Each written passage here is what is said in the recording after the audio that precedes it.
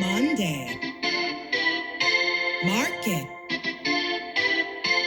update.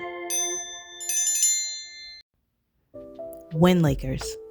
I came across the most puzzling news on foreclosures and how the state of Florida had the most foreclosures in America in 2025 and continues to rise. But what really surprised me was the second state with the highest foreclosures in 2025, Delaware. Then the third is South Carolina. And finally, the fourth is Illinois. Okay. I don't know much about Illinois, but I physically scanned the Delaware market for some time and was absolutely shocked at how cheap you could purchase a home. Literally, I've seen 3-bedroom homes in Delaware for a little over $100,000. My grandma, Willie Mae, hails from South Carolina, so naturally, I've been back and forth to South Carolina to visit family and on vacations, so of course, I've checked out pricing on homes down there, and still, it was never as expensive as New York, New Jersey, or Washington, D.C. So to read that specific states that's known for lower home values is crashing and burning due to foreclosures is quite puzzling.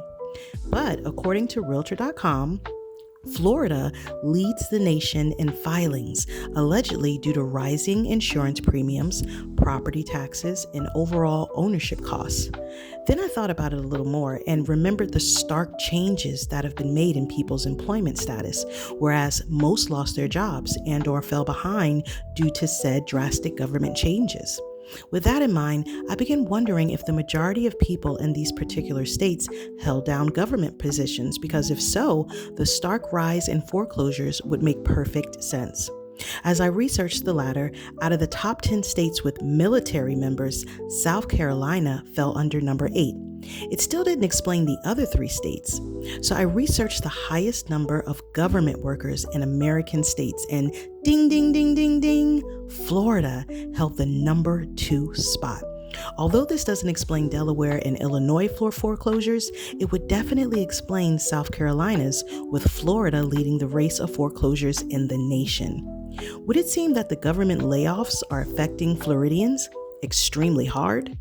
Side note, it's kind of crazy that Florida is the president's state of residence and the economy is hitting his state more severely than others.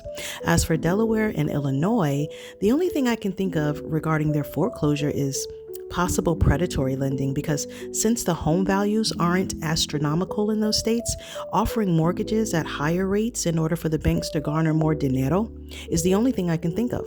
Por ejemplo, kind of like a car dealership who purchases vehicles at low auction rates and offer car notes to consumers at triple or quadruple the value in order to acquire back the profit for the value, but to also gain way more than it's actually worth.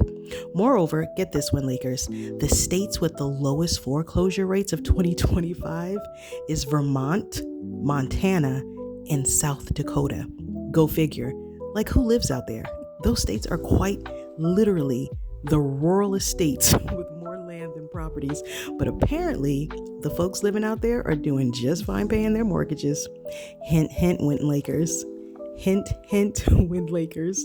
That's my cue to you to look into buying land as a way of not only saving money, but to get good acreage for your money. But hey, what do I know? I'm just Shanda Armstrong, your local realtor. You can find me at WinLakeRealEstate at gmail.com, or you can view more information by clicking my link in the profile.